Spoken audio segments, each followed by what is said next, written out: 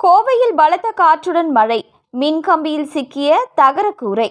கோவை, தேனி உள்ளிட்ட மாவட்டங்களில் கனமழை முதல் மிக கனமழைக்கு வாய்ப்புள்ளதாக சென்னை வானிலை ஆய்வு மையம் தெரிவித்துள்ள நிலையில், கோவை மாநகரின் பல்வேறு பகுதிகளில் சுமார் 1 மணி நேரம் பலத்த காற்றுடன் கனமழை பெய்தது.